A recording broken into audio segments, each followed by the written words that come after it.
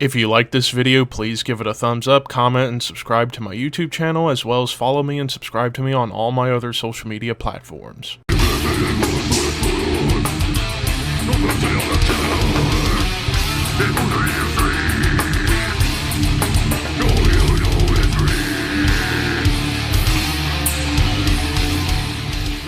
What's up, Thrashers, and welcome back once again to the Thrash Maniac 99 YouTube channel, and Happy New Year, ladies and gents. It is 2024, and I can't believe it. I am almost 30 years old. I feel like a prick. But enough self-loathing. Let's talk about this video we're gonna do. So this is a response video to one of the common responses you'll see during the early weeks of the new year. It is the Metal Tag 2024, so every year Heavy Metallurgy does the Metal Tag, or the Dark Path also does the Metal Tag, and it's become a tradition around here for many metal YouTube channels to respond to this because it's a fun 20 questions thing where there are questions being asked and really gets you to think about some stuff. And I've been doing them since 2022, every year since 2022, so why should I stop now? So here we got 20 questions. Of course, before I get started, if you want to respond to this video, the links to the channels that are responsible for the Metal Tag are in the description box, as well as the questions themselves. So, without further ado, let's get started. So, the first question: name a release I am eagerly anticipating in 2024. Well, I just did the video about most anticipated albums of 2024 back on New Year's Eve 2023, and there's a lot I'm looking forward to, but if there is one that I'm very curious that's coming out very soon, the new Job for a Cowboy album, Moon Healer. I almost said Moon Eater. No, Sun Eater, because it's been 10 years since Sun Eater came out, and I thought it was a brilliant progressive death metal album. Yeah, some people might groan at Job for a Cowboy because they started out as deathcore on their first EP. They very quickly moved away from that and into just straight up death metal. Now they're a progressive death metal band, and it's been, like I said, 10 years since Sun Eater came out, where they surprised the whole world by just writing some well-constructed progressive death metal songs. I still have yet to listen to the new singles they've dropped, but from what I have heard from some people, it's very much a continuation of where they left off with Sun Eater, but with a different theme called Moon Healer, where it's all about moon-based lunar stuff. So, yeah, that's the big one I'm eagerly anticipating because of the long absence between albums. So, yeah, that's going to be a fun listen because I've become a mild fan of Job for a Cowboy, primarily because of Sun Eater. I haven't really gone back to their old catalog, but I might sometime. You never know. Question number 2. Chinese New Year 2024 is the Year of the Dragon. Show off an album either inspired by or containing dragons on the cover. Well, I got a few albums that have that, but I immediately had my answer for it, and that's Eternal Champions' Ravening Iron. Their latest album that came out in 2020. I'm hoping we get a new album this year because it's been over 3 years. It came out like at the at the very end of 2020, but yeah, that album cover, you see a menacing dragon in the background of a mistress queen and her sexy slave on the cover. So anytime you have a sexy metal mistress queen with a sexy metal slave, that's brownie points for me, and it might even make me okay, that was too much. Sorry. But anyways, yeah, there is a menacing dragon on the cover, and this is about as old school heavy metal as you can get. Not only cover-wise, but music-wise. So, yeah, Eternal Champion, Ravening Iron. Question number 3. What was my favorite album that I acquired in 2023? There's a lot. I bought a shit ton, as you can tell behind me in the collection, in 2023, so... But if I had to choose one that I've checked out a lot since buying it, Shooter. Desert Northern Hell. This album has quickly become one of my favorite black metal albums of all time, and I only picked it up because I heard a snippet of a song on a random YouTube video about metal subgenres, and I listened to the rest of it, and it's like, holy shit, this is some heavy, gnarly, catchy Norwegian black metal. And I've become a pretty big fan of this band as a whole, especially with their last album, Helveard, which was in my top 15 albums of 2023. But yeah, this album, it's just got everything that I love about black metal. It's got your cold tremolos and blast beats, but there's a lot of death metal and thrash metal moments that come up here, and even the song Mouth of Madness, containing one of my favorite riffs in black metal history. And it's simple, but it's catchy and effective. So yeah, this is a fucking amazing album that came out 20 years ago. So yeah, check this out. Question number 4. Was there a title in 2023 that I was satisfied to purchase digitally and not on physical media, and why? That would be Blood Incantations' Luminescent Bridge. Simply put, I would have bought it on CD if there was a CD copy, but it's only out there on vinyl for some reason, and digitally, because, I mean, while the title track is a cool, like, dark ambient track, it's the first track on it. Obliquity of the Ecliptic is what sold me to buy it on digital from Amazon Music, because that song was one of my favorite songs of 2023. It was basically like the culmination of everything Blood Incantations ever done, with the tech death, the Morbid Angel, and Time Ghoul worship, and a little bit of what you heard on Time Wave Zero with like the middle ambient section before it gets into that epic solo, and then it ends off on that sci-fi ambience.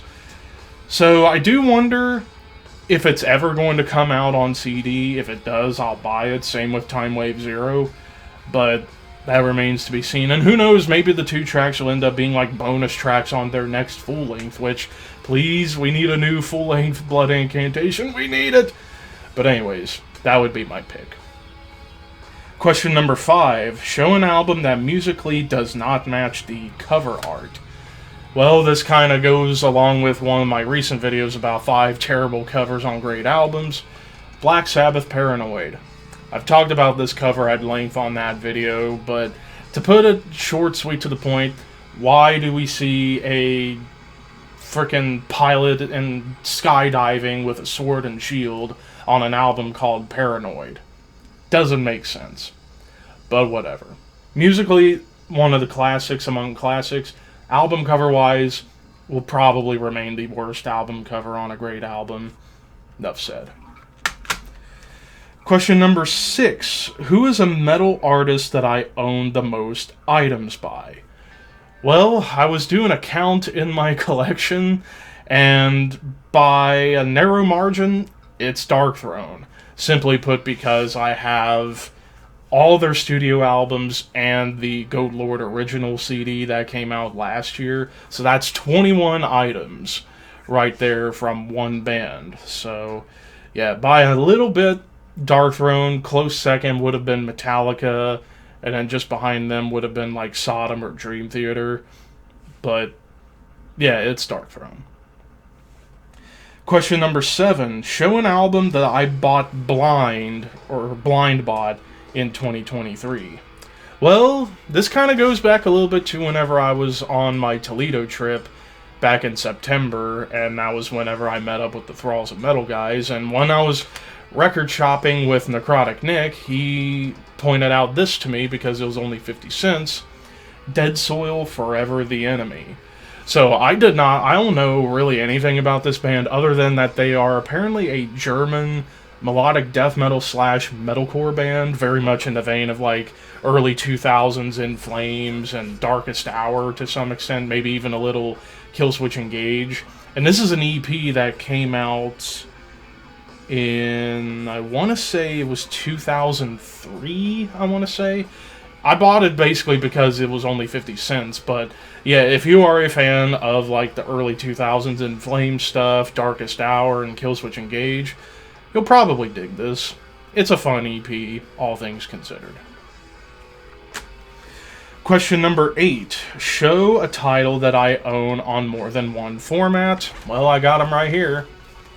Metallica Master of Puppets. Vinyl and CD.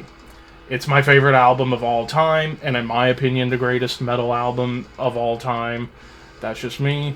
Maybe a bit biased, but I think objectively it is among the best of all time.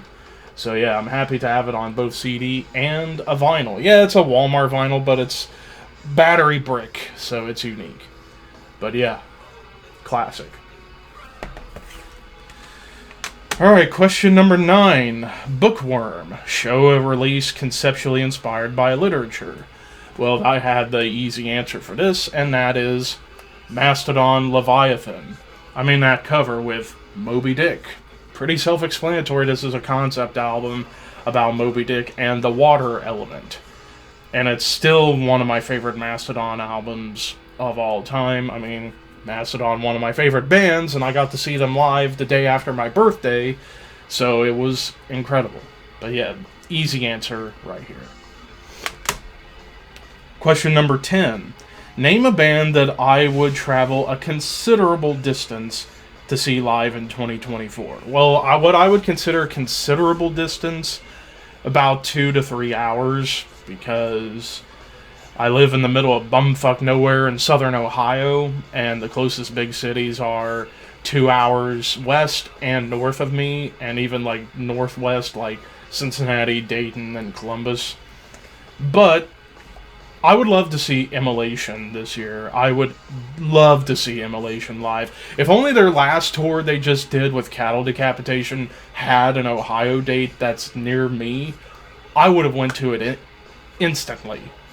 But they didn't, and I'm still pissed about it, because I've been really into Emulation over the past couple of years, and still am jamming them a lot now, so I would love to see Emulation live. Enough said. Number 11, Soured Grapes. Show a 2023 release that you enthusiastically purchased but eventually lost interest in. Well, Soen Memorial. I pre-ordered this. I actually pre-ordered this because I know sometimes it's kind of difficult to get Soen albums for some reason. But yeah, because I'm a fan of this band, I pre-ordered this, and I still enjoy it. I think some people's opinions about this album are kind of wrong, but that's just me. Yeah, I gave it 10 out of 10 when I reviewed it, and then I lowered it because I felt like the Thralls guys got in my head a little bit, but I mean, to each their own. I still think it's a very damn good album. Not as good as Imperial, but there are some damn good songs. Really, the whole album's still very good. It's just, yeah, they're taking a more mainstream sounding direction, but it's not butt rock. To me, butt rock is cringy shit. This is not cringy. This is just well-written, catchy, alternative metal. What's wrong with that? That's just me. But yeah, I haven't gone back to this very much. I might go back to it eventually, and maybe I'll go back to how I felt the first time I heard it and be like, wow, I love it. Or it might have gotten worse. I don't know. But yeah.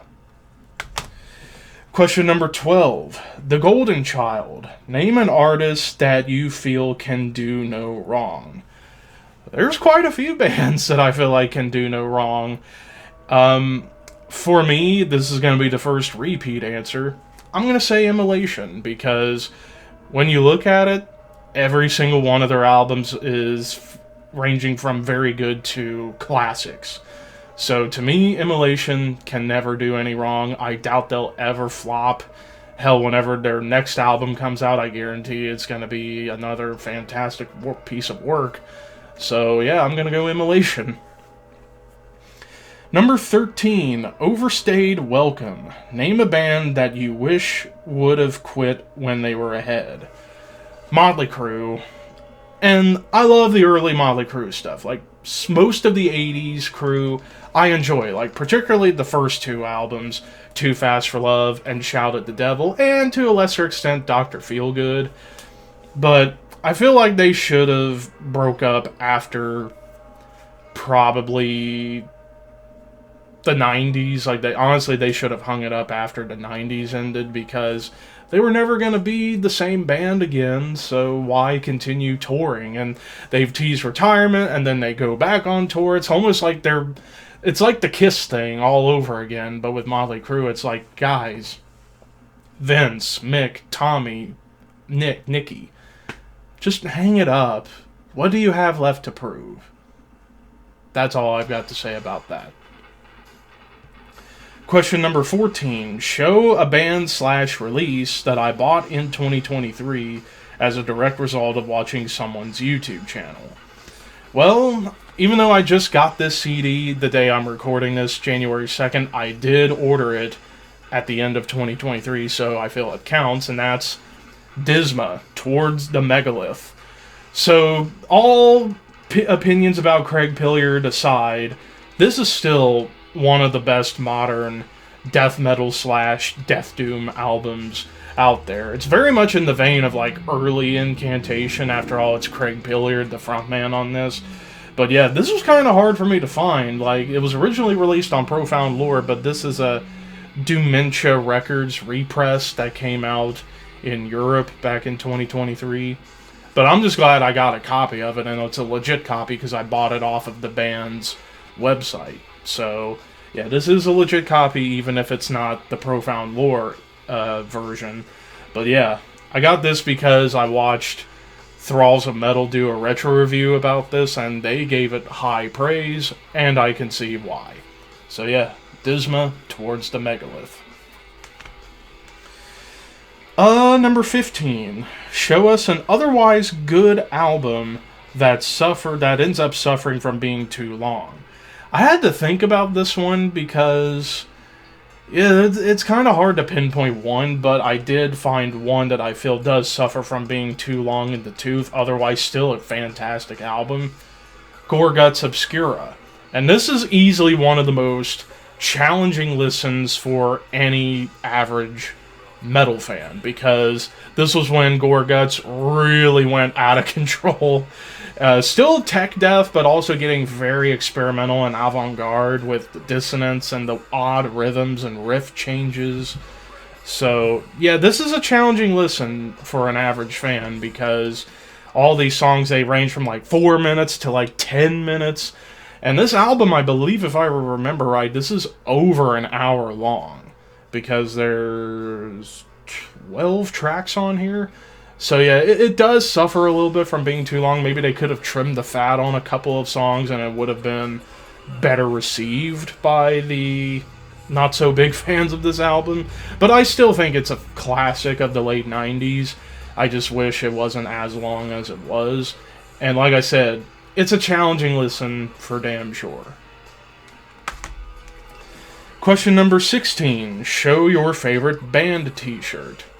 Well, I've only wore it a couple of times, but my Entombed Left Hand Path long sleeve. I mean, with that Dan Seagrave album art and like the logos on the sleeves, it's just awesome. I need more long sleeve shirts, but I'm thinking about going up a size for the principal fact that I have to stretch the sides just so it could fit around my belly, but it fits everywhere else just fine, just around my belly. And then also, I might go up a size for the length, because some of my shirts like to shrink up after drying on the hangers, and it will show the bottom of my belly a little bit. But still, this is an awesome shirt. I bought it over a year ago. So yeah, Left Hand Path. Alright, question number 17. Share a band that has been around for at least 24 years that you think is still going strong and creatively relevant.